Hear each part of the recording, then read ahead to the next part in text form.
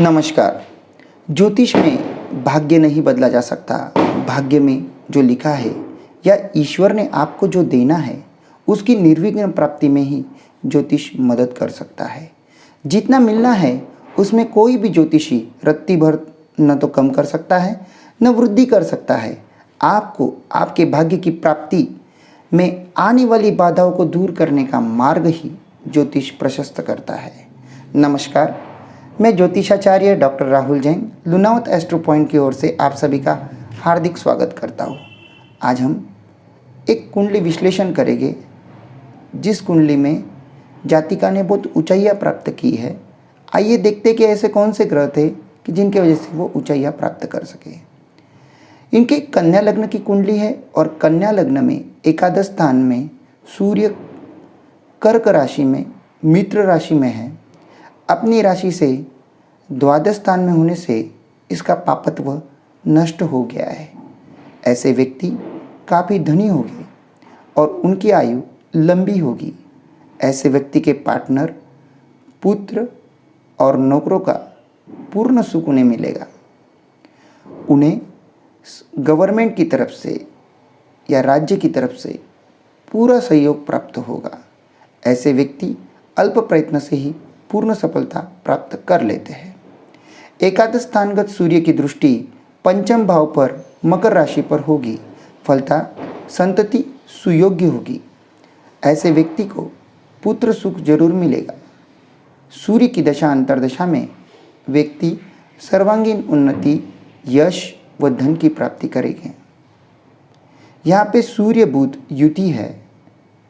आपको बता दें कि इनका बुध वक्री है और वक्री होने की वजह से इनको वक्री बुध यह त्वचा विकार देता है। यहाँ पे सूर्य बुध बुधादित्य योग बनाएगा जो कि एकादश स्थान में कर्क राशि में सूर्य की लग्नेश दशमेश के साथ युति है और यहाँ बैठकर दोनों ग्रह पंचम भाव को देखेंगे। फलता जातक बुद्धिमान व शिक्षित होगी। उनकी संतान भी शिक्षित होगी। व्यापारी हो सकते हैं। इनकी रुचि व्यापार में हो सकती है। व्यापार से धन की प्राप्ति हो सकती है। ऐसा व्यक्ति समाज का लब्ध प्रतिष्ठित व्यक्ति होगी। सूर्य बुध युति, यहाँ पे बुध जो कि चिकित्सा का कारक है, सूर्य जो कि चिकित्सा का कारक है, दोनों एक साथ बैठे होने से ऐसा व्यक्ति डॉक्टर भी हो सकता है। यहाँ पे इनकी कुंडली में अगर देखा जाए तो द्वितीय स्थान में चंद्रमा तुला राशि में है और लाभेश धन स्थान में होने से महाधनी योग बनता है। ऐसे व्यक्ति को अपोजिट प्राणी से धन की प्राप्ति होती है। ऐसा व्यक्ति बड़े परिवार वाला होता है। ऐसे व्यक्ति को उत्तम गृहस्थ सुख, संतति सुख, धन वैभव और ऐश्वर्य की प्राप्ति होती है। ऐसे व्यक्ति वाणी के द्वारा भी धन कमा सकते हैं। द्वितीयस्थ चंद्रमा की दृष्टि अष्टम भाव मतलब मेष राशि पर रहेगी। ऐसा व्यक्ति लंबी आयु वाला व्यक्ति होता है। ऐसे व्यक्ति को अपोजिट लोगों से लाभ प्राप्त होता है। मतलब अगर लड़का रहे तो लड़की से, लड़की रहे तो लड़के से। चंद्रमा की दशा अंतर्दशा में ऐसे व्यक्ति धनवान होते हैं और व्यापार व्यवसाय व नौकरी में इनको लाभ प्राप्त होता है। इनकी कुंडली में चंद्र गुरु की युति है। यह युति शुभ है।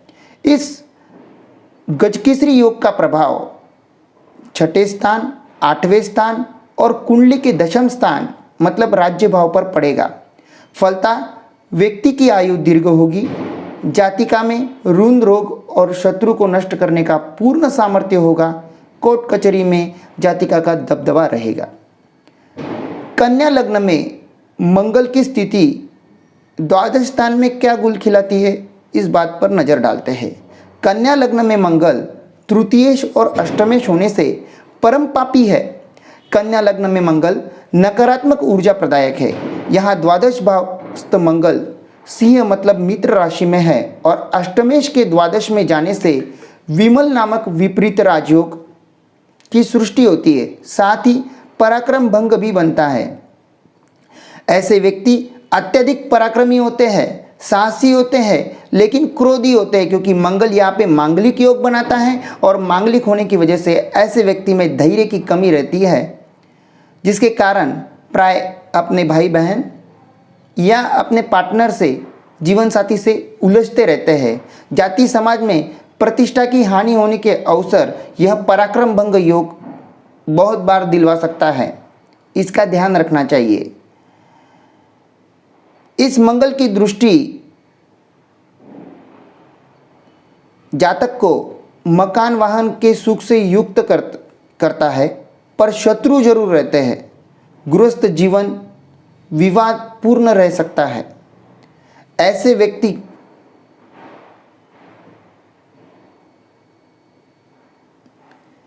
व्यक्ति को अपने वाणी पे कंट्रोल रखना चाहिए।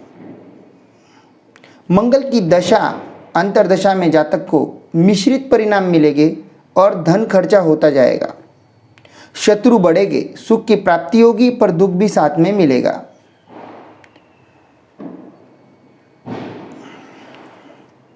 कन्या लग्न में बुध अगर एकादश स्थान में हो तो यह बुध यहाँ पे लग्नेश व राज्येश है। दो केंद्रों का अधिपति होने पर भी इसे केंद्राधिपत्य दोष नहीं लगता। यहाँ बुध अति शुभ फलदायक एवं सफल योग कारक ग्रह है। एकादश स्थान में बुध कर्क मतलब शत्रु राशि में होगा। ऐसा जातक अनेक विद्याओं का जानकार, बहुधंधी होता है। ऐसा व्यक्ति टेक्निकल इंजीनियरिंग के कार्य में रुचि रख सकता है। ऐसा व्यक्ति जलीय कार्य या विदेश से लाभ कमाता है। ऐसा व्यक्ति उद्योगपति हो सकता है। ऐसे व्यक्ति के पास अनेक विश्वसनीय नौकर होते हैं। ऐसे व्यक्ति राजनीति में भी सफलता प्राप्त करते हैं। ऐसे व्यक्ति उदारवादी, मिलनसार और सहिष्णु होते हैं। ऐसे व्यक्ति डॉक्टर भी हो सकते हैं। तो बुध की दृष्टि पंचम भाव पर मकर राशि पर होगी, फलतः ऐसा व्यक्ति विद्यावान होगा। ऐसे व्यक्ति कन्या संतति अधिक होती है। ऐसे व्यक्ति प्रजावान होते हैं।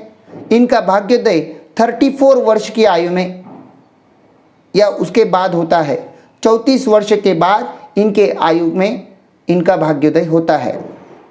बुध की दशा अंतर्दशा में मिश्रित फल मिलेंगे, लेकिन जातक उन्नति मार्ग की ओर आगे बढ़ेगा।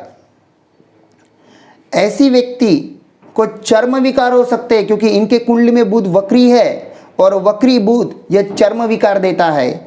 चर्म विकार मतलब त्वचा विकार। यहाँ पे बुध सूर्य का बुध आदित्य योग है। जैसे कि मैंने पहले भी कहा कि कन्या लग्न में सूर्य व्ययेश है और एकादश स्थान में कर्क राशिगत यह युति वे सूर्य की लग्नेश दशमेश के साथ युति होगी। यहाँ बैठकर दोनों ग्रह पंचम भाव को देखेंगे, फलतः ऐसी व्यक्ति बुद्धिमान और शिक्षित होगी। बुध यहाँ पे शत्रु क्षेत्री होगा, लेकिन ऐसे व्यक्ति को व्यापार या व्यापार में रुचि होगी, व्यापार से धन प्राप्ति होगी, समाज की लब्ध प्रतिष्ठित व्यक्ति होगी। इनके कुंडली में गुरु द्वितीय स्थान में विराजमान है। गुरु यहाँ पे चतुर्थेश और सप्तमेश होने के कारण अशुभ फल देने वाले मारक एवं पापी ग्रह के रूप में काम करेगा। गुरु को कन्या लग्न में केंद्राधिपत्य दोष भी लगेगा। यहाँ गुरु तुला मतलब शत्रु राशि में होगा। गुरु तुला मतलब शत्रु राशि में होगा, तो ऐसे जातक को उच्च शिक्षा मिलती है, दूरदर्शिता होती है एवं प्रतिष्ठित पद की प्राप्ति भी होती है। लेकिन ऐसा व्यक्ति लड़ाकू नहीं होता। ऐसे व्यक्ति कवि हो सकते हैं, लेखक हो सकते हैं, ज्योतिष हो सकते हैं, वैज्ञानिक हो सकते हैं तथा इन कार्यों में धन व यश की प्राप्ति कर सकते हैं। लाल किताब वालों ने इस बृहस्पति को सभी को तारने वाला जगत गुरु कहा है। ऐसा जातक सभी का भला चाहने वाला, परोपकारी, सत् स्वभाव का होता है। द्वितीयस्थ बृहस्पति की दृष्टि छठे भाव मतलब कुंभ राशि, अष्टम भाव मतलब मेष राशि और दशम भाव मतलब मिथुन राशि को देखेंगे, तो ऐसे व्यक्ति ऋण, रोग और शत्रुओं का नाश करने में समर्थ होते हैं। ऐसे व्यक्ति धार्मिक होते हैं और धार्मिक वक्ता और उपदेशक के रूप में उभर कर आते हैं। बृहस्पति की दशा अंतर्दशा में जातक धनी होता है। गुरु चंद्र की युति, गुरु चंद्र अगर कुंडली में कहीं पे भी बैठे हो तो वो गजकेसरी योग बनता है और गजकेसरी योग के प्रभाव से छठे स्थान, आठवें स्थान और कुंडली के दशम स्थान पर इनकी दृष्टियाँ पड़ती है। फलतः ऐसे व्यक्ति की आयु दीर्घ होती है, शत्रु का नाश होता है और ऋण रोग और शत्रु का नष्ट करने में इनको पूरा समर्थन प्राप्त होता है। कोर्ट कचहरी में जातक का दबदबा रहता है। शुक्र इनके कुंडली में 12वें स्थान में विराजमान है। शुक्र 12वें स्थान में ऐश्वर्य देता है। शुक्र द्वितीयेश एवं भाग्येश है। शुक्र यहाँ त्रिकोण का स्वामी होने से मार्केश के दोष से मुक्त हो गया है, अंत योग कारक होकर शुभ फल प्रदाता। द्वादश भावगत शुक्र सिंह राशि में शत्रु राशि में हो गए तो शुक्र की यह स्थिति मतलब धनस्थान का मालिक 12वें बैठने से धनहीन योग बन जाता है और भाग्य भंग योग की भी सृष्टि होती है। ऐसे जातक को धनार्जन हेतु, भाग्योदय हेतु काफी संघर्ष करना पड़ता है। जातक को ऋण रोग और शत्रुओं से परेशानी हो सकती है, फिर भी जातक धनवान होगा, तेजस्वी होगा, यशोवान होगा, क्योंकि यहाँ पे इनके कुंडली में गजकेसरी योग भी फॉर्म हो रहा है जो कि महाधनी योग बनाता है। शुक्र शत्रुओं का नाश करने में सक्षम होगा। ऐसा व्यक्ति ट्रैवलिंग या विदेशी व्यापार से लाभ प्राप्त करता है। शुक्र की दशा अंतर्दशा में जातक का चहुमुखी विकास होगा और वह संपन्न बनेगा। शुक्र के साथ मंगल मतलब शुक्र मंगल, शुक्र के साथ अष्टमेश मंगल होने से विपरीत राजयोग बनता है। कुंडली मांगलिक होती है, विवाह में विलंब हो सकता है। लेकिन यहाँ पे ध्यान देने योग्य बात है कि यहाँ पे विपरीत राजयोग बन रहा है, वहाँ पे चंद्र गुरु की युति बन रही है और उसकी दृष्टि अष्टम स्थान पर है, तो यह व्यक्ति का मरण बहुत ही अच्छा हो सकता है अगर लास्ट के समय में ये क्रोध ना करे तो। शनि इनके कुंडली में चतुर्थ स्थान में बैठा है। चतुर्थ स्थान में शनि केंद्रस्थ होकर धनु राशि में होगा जो कि इनकी शत्रु राशि है। ऐसा व्यक्ति प्राय क्रोधी और भड़कीले स्वभाव का हो सकता है। प्रारंभिक शिक्षा दीक्षा में रुकावट आ सकती है, संघर्ष रह सकता है। माँ बीमार हो सकती है या माँ के सुख से वंचित रह सकते हैं, या ऐसे व्यक्ति को माता से वैचारिक मतभेद हो सकते हैं। ऐसे व्यक्ति को वाहन और मकान के सुख में बाधा आ सकती है। पैतृक संपत्ति इनकी विवादास्पद रहेगी। शनि की दृष्टि छठे भाव, दशम भाव और लग्न स्थान पर होगी। फलतः ऐसे व्यक्ति शत्रु और रोग का नाश करने में सक्षम होंगे। विलंब से ही सही, लेकिन परिश्रम का फल इनको जरूर मिलेगा। जातक स्वार्थी प्रवृत्ति का व्यक्ति हो सकता है पर भाग्यशाली होगा। पंचमेश का केंद्रस्थ होना शुभ है। प्रथम संतति के बाद जातक मतलब जातिका की उन्नति होगी और शनि की दशा अंतर्दशा मिश्रित फलदायक होगी। इनकी कुंडली में राहु लग्न में बैठा है, कन्या लग्न में राहु, जो कि अपने आप में एक अभूतपूर्व योग है, एक तरह का राजयोग माना जाता है। कन्या लग्न में राहु लग्नेश बुध का मित्र है। कन्या राहु की स्वराशि भी कही गई है, इसलिए यह राहु का सव्य का लग्न में होने से राहु कन्या लग्न में ज़्यादा नुकसान नहीं करेगा। यहाँ लग्नस्थ राहु कन्या मतलब मित्र राशि में ही है। राहु की यह स्थिति राजयोग प्रदायक। ऐसा जातक प्रबल पराक्रमी, उसमें आत्मविश्वास कूट कूट कर भरा होता है। ऐसे व्यक्ति में आंतरिक विश्वास विलक्षण होता है, जिसको आप विल पावर बोल सकते हैं। ऐसे व्यक्ति जादू टोना रहस्यमय विद्या का जानकार हो सकता है। लग्नेश बुध की स्थिति यदि प्रतिकूल हो तो उनके सभी संबंधी उनके शत्रु हो जाते हैं। यहाँ पे बुध इनका वक्री है तो यह स्थिति आ सकती है। जातक निरुद्देश्य घूमता रहता है, ऐसा भी हो सकता है। यह दृष्टि, राहु की दृष्टि सप्तम स्थान पर मतलब मीन राशि पर होगी तो गृहस्थ सुख में कुछ ना कुछ न्यूनता रह सकती है। ऐसे व्यक्ति के जीवन में असफलताओं से आगे बढ़ने की प्रेरणा प्राप्त करके यह व्यक्ति बहुत सफल होता है। राहु की दशा अंतर्दशा में जातक उन्नति करता है। कन्या लग्न में अगर केतु सप्तम स्थान में विराजमान रहे तो क्या फल मिलता है, इस बारे में हम नजर डालते हैं। कन्या लग्न में केतु लग्नेश बुध से शत्रु भाव रखता है। कन्या केतु की नीच राशि भी कही गई है, अतः कन्या लग्न में केतु ज़्यादा नुकसानदायक साबित होगा। सप्तमस्थ केतु मीन राशि में है जो कि केतु की स्वराशि मानी गई है। जातक अध्यात्म तंत्र मंत्र का जानकार हो सकता है, मतलब मंत्र सिद्धि हो सकती है।